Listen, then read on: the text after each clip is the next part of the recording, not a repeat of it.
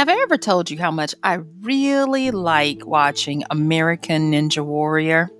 Well, if I haven't, let me just say that every time I get a chance to just binge watch that show, I get so much wisdom by watching people do amazing things as they fly through the air and achieve goals and quests and accolades and physical feats that I just could not even ever imagine doing.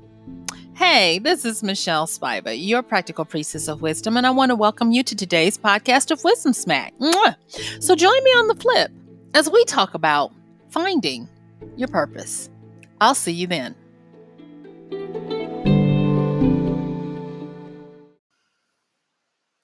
So yesterday, it seems like I put the cart before the horse because one of my faithful listeners reached out and said, "You're talking about updating purpose and you haven't even talked about finding purpose." And so today I am coming back at you with a podcast on how to, find your purpose. And so with that, I'm going to go in and just get into it so I can cover these points and hopefully help you to get some wisdom on how to go about finding your purpose if that's where you are. Okay.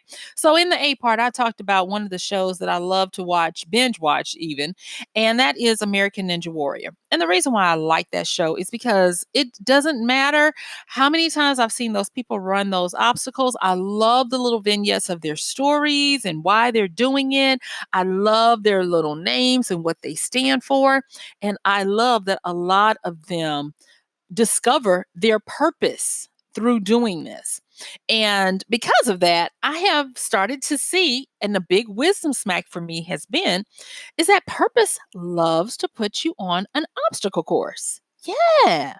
And so when I started putting those two things together, I could look back over my life and see a lot of obstacles and gauntlets and races I've run to get to the purpose of me being here, with better and better clarity.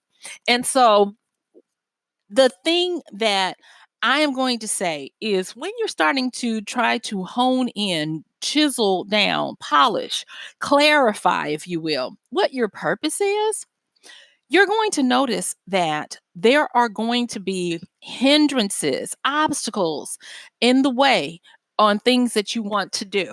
There is a book by Stephen Pressfield called The War of Art, and he does a beautiful job. Now, in the first part, he talks about this concept, and in the second part, he talks a little bit more on a spiritual side. And so, a lot of people look at the book as done in two parts. So, I'm going to encourage you to get the book. I love the book, and it talks about this. But what he does is instead of calling it an obstacle course, a training obstacle course for finding your purpose, he says that when you want to know if you're on the right track to do something, look where the resistance is, look where the hindrances are.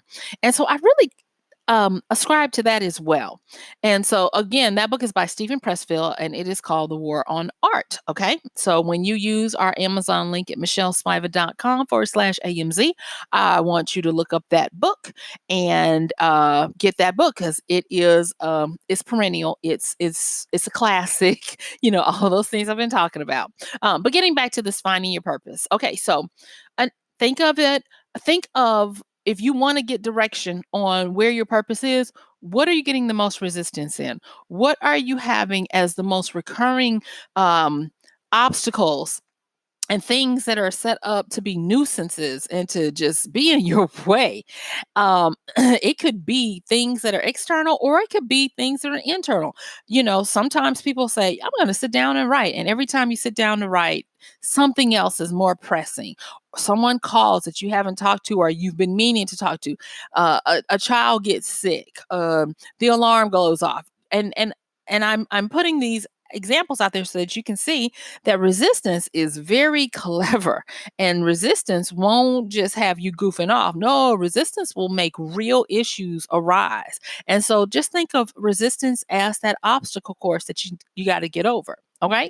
And so I'm going to say this before we continue to move into this. And that is, it's a saying that I've had for many years.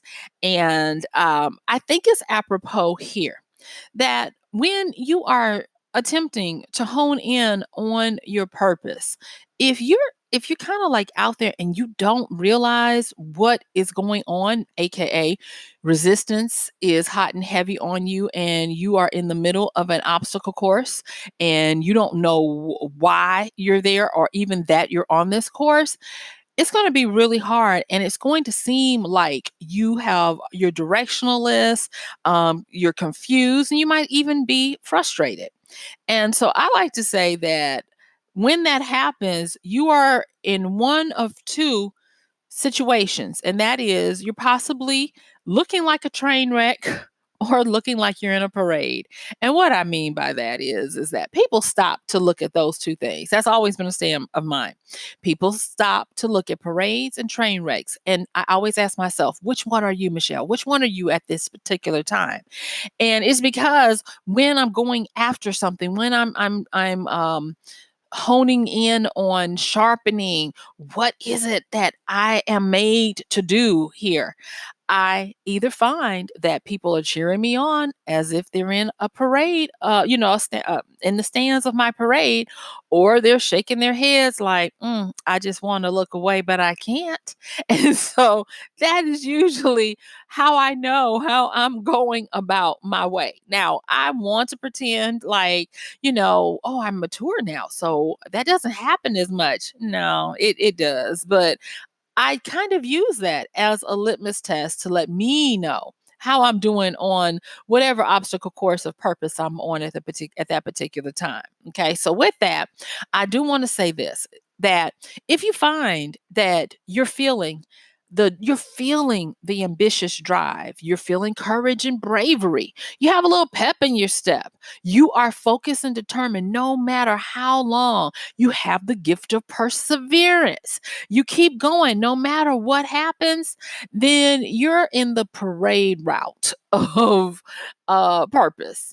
But on the other hand, if you're feeling timid or confusion, and what do we say about a confused mind? A confused mind is immobilized. You get frozen, stuck, and unable to move. So much so that you become excuse me, shiftless, aimless, and then frustration sets in. If that is the case, then you are probably in the train wreck part of finding your purpose. And you're like, okay, that's good and well, Michelle, but how is this going to help me? Well, I'm glad you asked. Even if you didn't, you should have been, okay? And that is when you're on the obstacle course of your training for your purpose, I have found that there are two main things that you have to contend with and know what you're contending with to find purpose. And that is sometimes you're not really encountering an obstacle. Sometimes you're encountering a warning. Yes. So the good thing about purpose, it wants you, it calls out to you. And that's when sometimes you get that drive and you get that passion and you start on it and you get to going.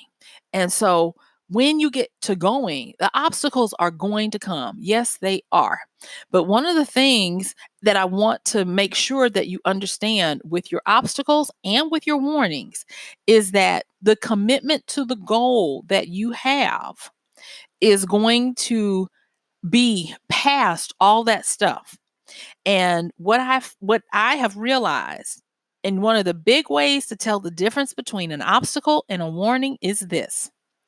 When it's an obstacle, the commitment to your goal simply increases and the goal gets even clearer that you want it, because it once you kind of like get past an obstacle, the pull toward that goal gets even stronger, and you get kind of like a second wind to keep going.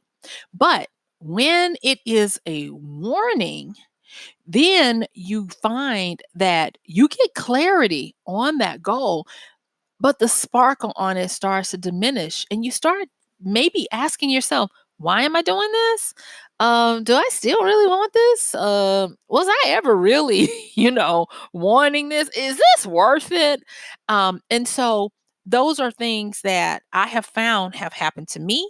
to many others. I was actually just talking to someone, what was it, today? And we were talking about this thing. And yeah, it's funny how that was just today. And so I really want to make sure that when you are trying to find your purpose, that you do embrace the fact that resistance is going to come up. Embrace the fact that you're going to have to overcome some obstacles.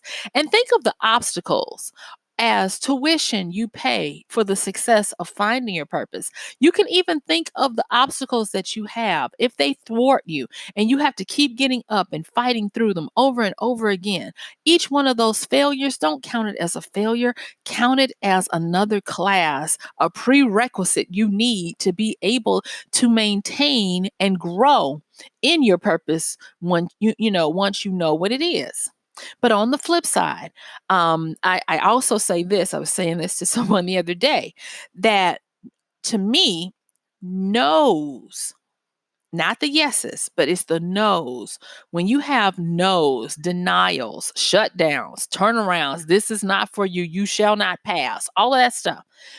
Be very thankful for the real no's, because they are so much more of a boon to you or a blessing to you than any yes, because those no's can save your very life.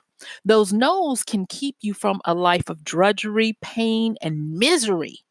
And so when you get warnings, to me, warnings fall into this family. Warnings are no's. Warnings are maybe not yet. Warnings may be a little bit of yes, but be thankful when you get them. And as I said before, the difference between a warning and an obstacle, as simple as I can put it, is that when you have an obstacle, no matter how hard it comes at you, how hard it fights you, your commitment to your goal gets stronger and you keep going.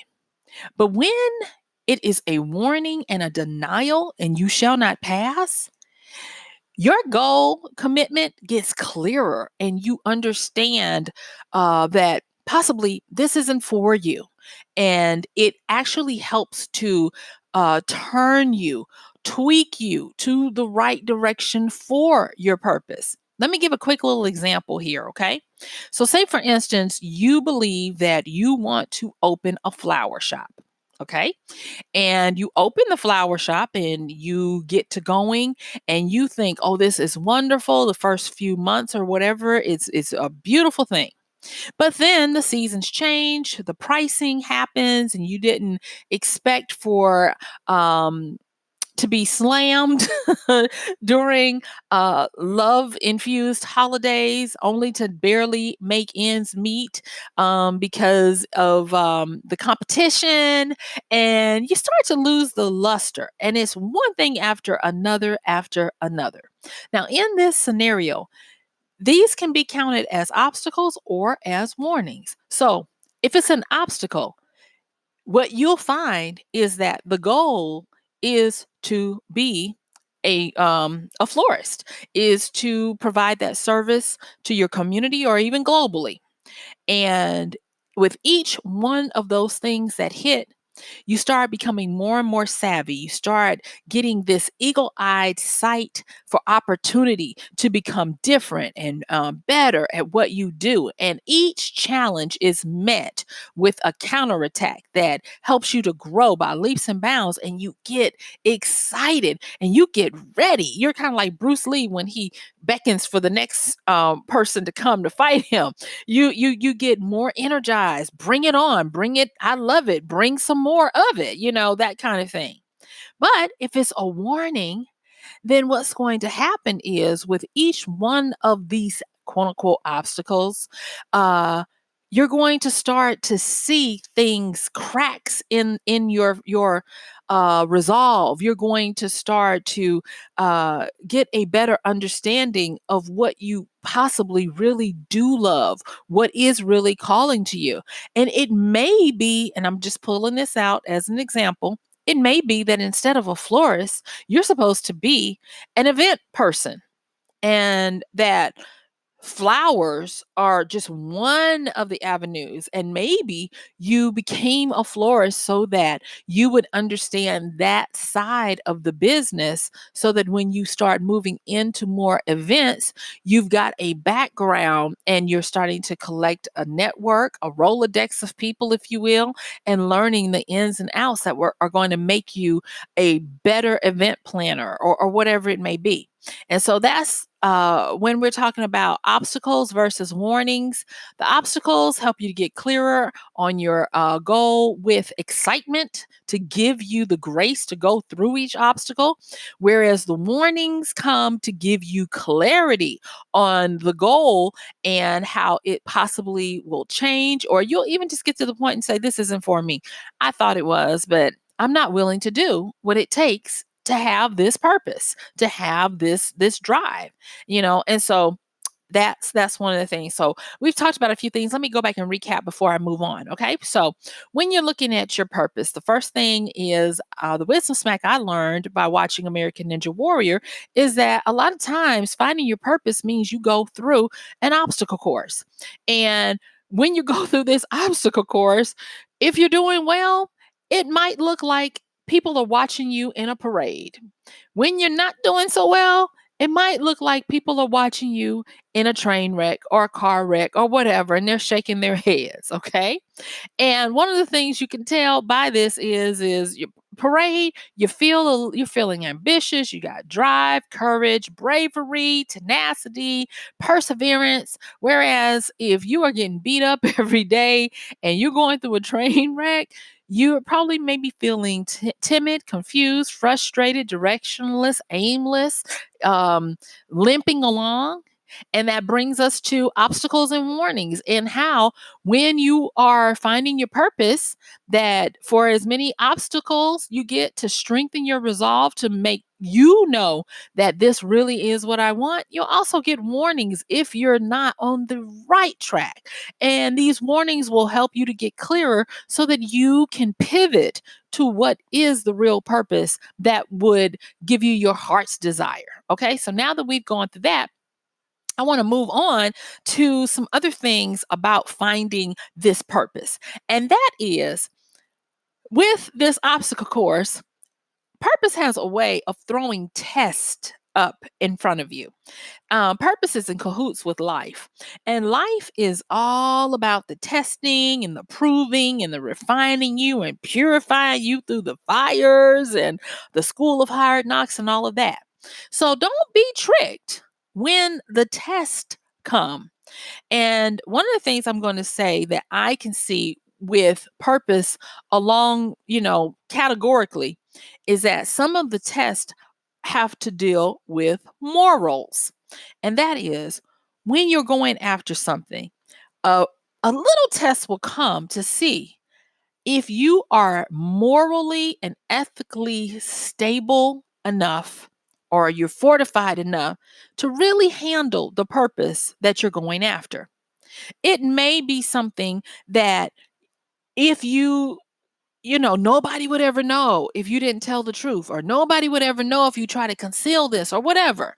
It might be something where you are privy to information that you shouldn't share, but the it's so salacious that you just want to call up your bestie and tell them.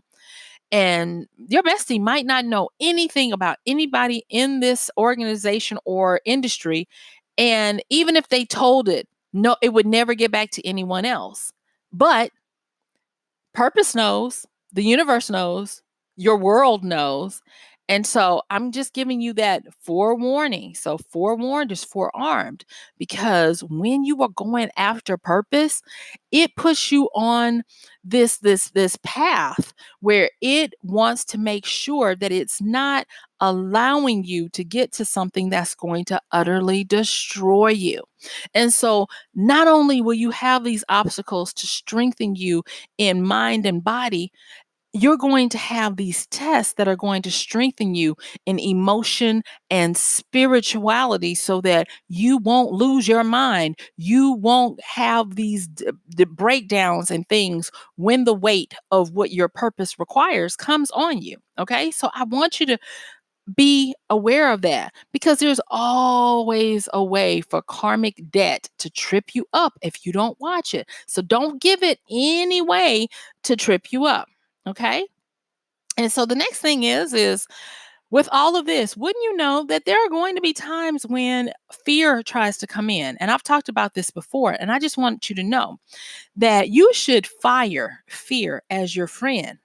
And instead, you should view it as a respectable enemy. I'm going to say that again. When you're going through the refining fire of finding your purpose, going through these obstacles, going through these tests and wading through and learning from the warnings and adjusting your pathway, do not make fear your friend. And to make fear your friend is to allow timidity and confusion to come in. But when you realize that fear in this regard is a formidable enemy that you need to respect, but keep it moving, then that's when you can start having a clarity about what your purpose is, and you'll get some respect about it because purpose is not going to just be like, oh, so you want to have this kind of power and you want to affect this amount of people. Okay, I see. Let's really let you know what it takes to do this, and then, oh, I'm so scared, I'm out here and everybody can see me, I'm exposed or whatever it may be. Don't let fear take you out of the parade and throw you into the train wreck. Okay. And so there's this other book that I read, and it's Don Juan and The Teachings of Don Juan by Carlos Castaneda. And you may have read it or not, but I wanted to pull a few quotes from it. And because they are so apropos here. So in this book, and people don't know if it was a biography, if it was inspired by real things, or even if Don Juan was real. But Castaneda says that he was in search of spiritual awakenings and truth, and he went out to the desert and he met with this priest, and it's a Indian priest, not in the traditional sense of a church, but he took ayahuasca, he had trips, and Don Juan taught him all this kind of stuff. And so this is one of the things that I wanted to talk about, from one of the books, Eklund. Journey to Eklund by Carlos Castaneda, talking about Don Juan, his teacher. And it was death as the advisor. And when I read that, it stuck with me. And he says that death sits on your left shoulder and it's always with you. Always. No matter what you do, death is your advisor. He says death is the really only advisor. Well, I guess I can shut up and just read it. Okay, so this is this is a quote by Carlos Castaneda from the book Journey to Excellence. Okay. And that is, death is the only wise advisor we have. Whatever you feel, as you always do, that everything is going wrong, you're about to be annihilated, turn to your death and ask if that is so. Your death will tell you that you're wrong, that nothing really matters outside of its touch. Your death will tell you, I haven't touched you yet. And that was so powerful because it's like, if you're still going, if you're still alive, death has not touched you yet. Death is truly your advisor. And so he also talked about how when you're going through your journey, he says to save yourself, reframe things and understand that there is a trick being played on you if you don't catch it. And he said, we either make ourselves miserable or we make ourselves strong. The amount of work is the same. And he goes on to talk about the real trick for us to succeed over this misery through our journey is to pick the right thing to emphasize.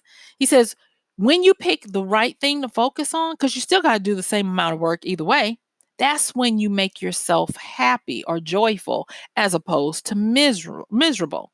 And so going back to where we were talking about a parade or a train wreck, a lot of times you can change your train wreck into a parade by emphasizing on what is going right, on emphasizing that you are progressing, on emphasizing that your death advisor is still on your left shoulder and who has not touched you yet, and you are still in the game, you're still on the course.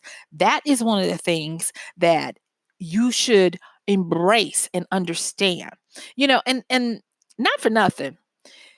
If you want to change your mind about what is your purpose as you're finding it, you have to win the course. You have to keep going. And you have to understand that your purpose is at the end of the journey as well as through the journey. Don't believe me?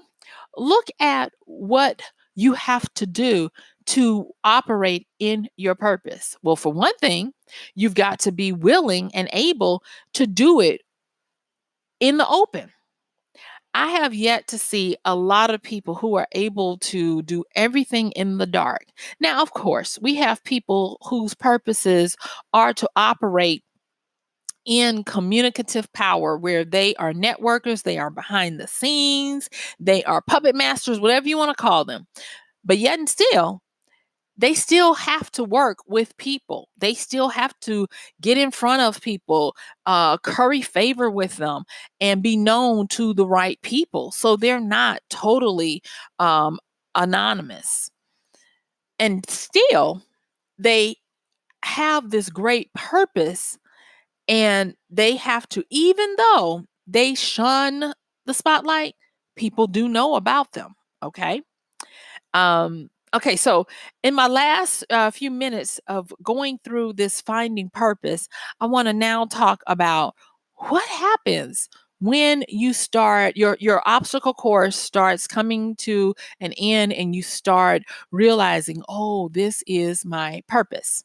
Well, the first thing is I want to say that looking at where you have come from, taking a recollection, the first thing I want to ask you to do, and it took me some time. I actually had someone, a very wise woman, remind me of this. Whenever you've come through something, and you'll know when you've come through something and you have a more refined understanding of who you are and what you should be doing at that time, you have found your purpose for that time.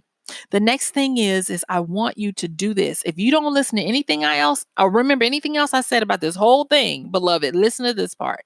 I want you to, with reverence, honesty, truth, and concentration, I want you to thank the lesson and thank the teacher.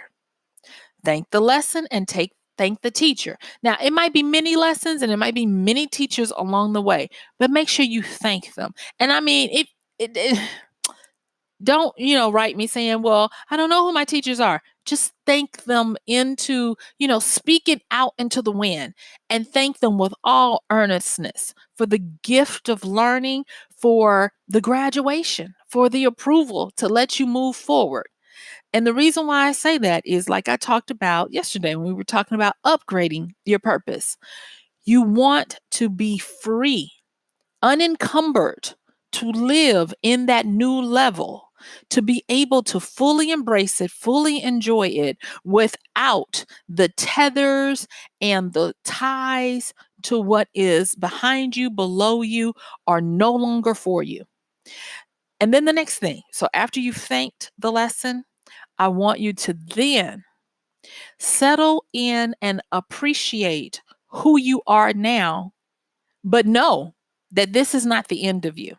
And I think for the person that I was talking with the other day, they were talking about, I thought I had my purpose, and now, they have the desire for it, the taste for what they do has drained, and they were trying to refine the spark. And I just posed to them, maybe it's not for you to refine the spark, maybe it's for you to find the new purpose.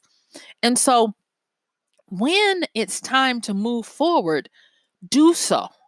Have the courage to understand that the person you are is not necessarily the person you need to be for now. And ask yourself, who do I need to be? And remember, I said, if you want to find out what your purpose is, again, start looking at what is resisting you, what is causing you havoc, what is the obstacle or obstacles starting to come in your way.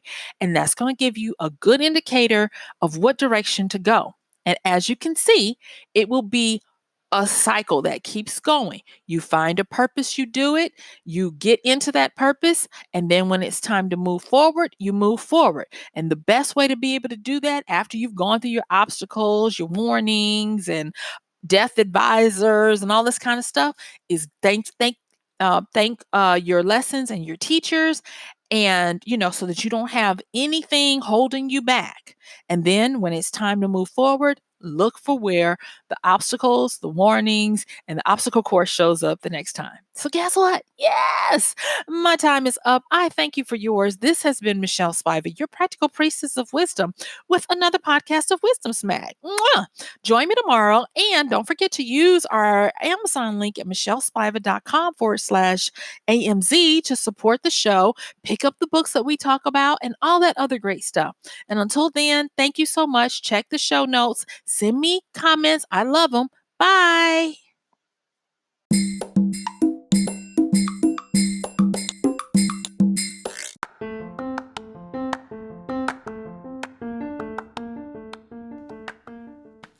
And that's going to do it for today's podcast of Wisdom Smack with Michelle Spiva.